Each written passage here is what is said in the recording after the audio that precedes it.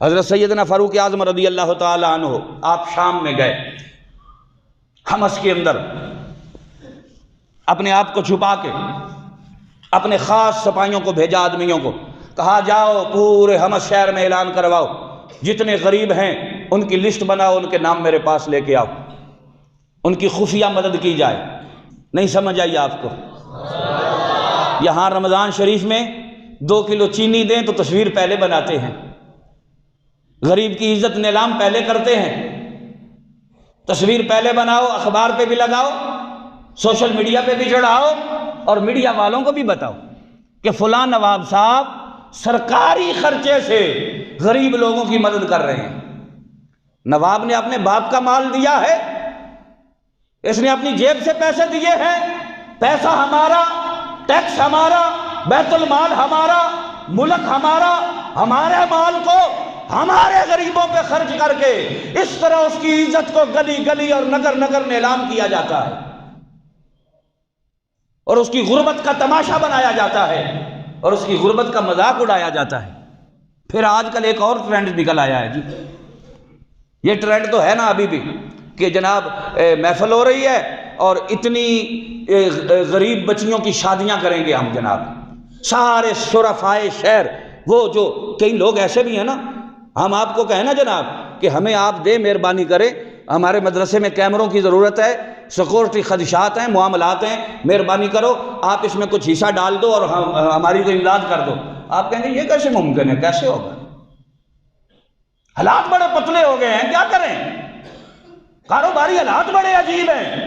یہاں عجیب ہے اس لیے کہ یہاں تصویر نہیں بنتی، یہاں مہنگائی زیادہ ہے اس لیے کہ یہاں وہ تشہیر نہیں ہوتی، وہاں سٹیج پہ بٹھا کے سجا کے لا کے دکھاتے ہیں اور وہاں حالات ٹھیک ہو جاتے ہیں۔ کیوں کہ وہاں جناب مشہوری ہوتی ہے، اخبار پہ خبر بھی آتی ہے، ٹیلی ویژن پہ خبر بھی آتی ہے۔ میں کہتا ہوں تو نے رب کی رضا کے لیے دیے ہیں یا کہ اخبار کے لیے دیے ہیں؟ رب کی رضا کے لیے دیے ہیں یا بڑے اشتہار کے لیے دیے ہیں؟ رب کی رضا کے لیے، غریب کے آنسو پوجنے کے لیے دیے ہیں یا غریب کی غربت کا مذاق اڑانے کے لیے دیے ہیں؟ اگر رب کی رضا مطلوب ہے تو تجھے پتہ نہیں میرے محلے میں کون غریب ہیں، راتوں رات جا کے ان کی امداد کیوں نہیں کرتا؟ تجھے پتہ نہیں میرے محلے میں کتنی بیوائیں ہیں، ان کی امداد کیوں نہیں کرتا؟ تجھے پتہ نہیں میرے علاقے میں کون کون سے لوگ حقدار ہیں، وہاں جا کر ان کی امداد کیوں نہیں کرتا؟ جب تک بڑے اشتہار پہ نواب صاحب کا نام نہیں ہوتا، ان کا مزاج ہی نہیں ہے کہ وہ اس طرح دے۔ اس طرح غریب کی غربت کا مذاق اڑایا جاتا ہے۔ اسلام نے جو نظام ہمیں دیا ہے، حضرت سیدنا فاروق اعظم رضی اللہ تعالیٰ عنہ چھپ کے گئے حمص میں، ایک طرف ڈیرا لگا لیا، اپنے خاص آدمیوں کو بھیجا، جاؤ بھائی پورے حمص میں اعلان کرو، جتنے غریب ہیں ان کی لسٹ بنا کے لاؤ۔ جب لسٹ آئی تو ان کے ایک نام حضرت سعید کا تھا۔ امیر المومنین نے لسٹ دیکھی، نام پڑا سعید، کہا یہ وہ سعید ہے کہ جو حمص کا گورنر ہے؟ نہیں سمجھ آئی، میں کیسے آپ کو سمجھاؤں، میں آپ کو کیسے سمجھاؤں؟ آپ دنیا داروں سے نکلیں گے، مدینے کی طرف رخ کریں گے تو بات کی سمجھ آئے گی نا۔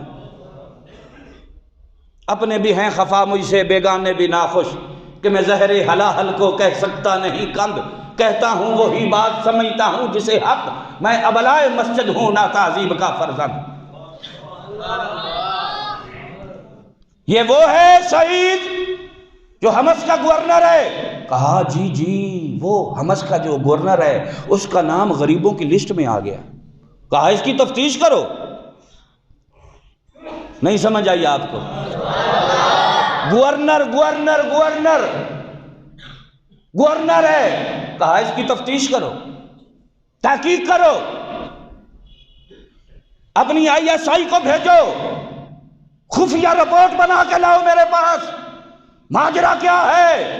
خفیہ رپورٹ بنائی گئی، کہا جناب من اگر سویر کا ہے تو شام کا نہیں، شام کا ہے تو سویر کا نہیں، اور بعض حالات تو ایسے آ جاتے ہیں کہ کئی دن گھر میں چولہا نہیں جلتا۔ جب رپورٹ آئی تو امیر المومنین کی آنکھوں سے آنسو چھلک پڑے، کہا واہ مولا، تیری روئے زمین پر ایسے ایسے بھی تیرے بندے موجود ہیں۔ 1000 دینار بھیجے، کہا جاؤ سعید کو دو، ساتھ میرا یہ رکا بھی دو کہ امیر المومنین نے تجھے یہ بطور ہدیہ دیا ہے۔ نہیں سمجھ آئی اب بھی آپ کو؟ عزت بھی رہ جائے، وقار بھی رہ جائے، کوئی یہ نہ سمجھے کہ خیرات دی ہے، امیر المومنین نے تجھے یہ ہدیہ دیا ہے۔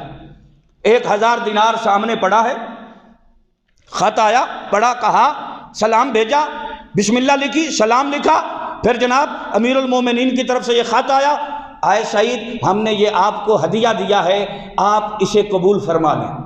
حضرت سعید دیکھتے ہیں تو 1000 دینار پڑا ہے، پڑھتے ہیں اِنَّ لِلَّهِ وَإِنَّا إِلَيْهِ راجعون۔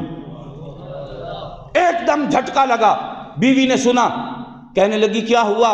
کہا امیر المومنین کی طرف سے پیغام آیا ہے، خط آیا ہے۔ کہا اِنَّا لِلَّهِ پڑھ رہے ہو، امیر المومنین کا وصال ہو گیا؟ کہا اس سے بڑا کام ہو گیا۔ میری قوم میں کیسے سمجھاؤں آپ کو؟ اس سے بڑا کام ہو گیا۔ کہا کیوں؟ کسی جنگ میں شکست ہو گئی؟ فرمایا اس سے بھی بڑا کام ہو گیا۔ کہنے لگی کیا لکھا ہے؟ قیامت آ گئی؟ کہا اس سے بھی بڑا کام ہو گیا۔ کہا کیا ہو گیا؟ فرمایا یہ دیکھو یہ فتنہ میرے پاس آ گیا، وقت کا گورنر ہے، حمص کا امیر ہے، کہا یہ فتنہ میرے پاس آ گیا، ارے میں تو 3 4 5 دن فاقے کرنے والا ہوں، 1000 دینار آ گیا، اس کا حساب کیسے رب کو دوں گا قیامت کے دن؟ جو کھا رہا ہوں اس کا نہیں حساب دے سکتا، اس کا حساب کیسے دوں گا؟ جب گورنر ایسے ہوں گے تو پھر کوئی بھوکا نہیں سویا گا، پھر غریب کی عزت نیلام نہیں ہوگی، پھر گلیوں میں غریب کی عزت لٹے گی نہیں، پھر معاشرے میں کسی غریب کی عزت کو اچھالا نہیں جائے گا، نیلام نہیں کیا جائے گا۔ جب گورنر ایسا ہوگا، جب حاکم ایسا ہوگا، اصل بات یہ ہے کہ مجھے یہ بتا، نہ ادھر ادھر کی بات کر، مجھے یہ بتا کہ قافلہ کیوں لٹا، مجھے رہزنوں سے غرض نہیں، تیری رہبری کا سوال ہے۔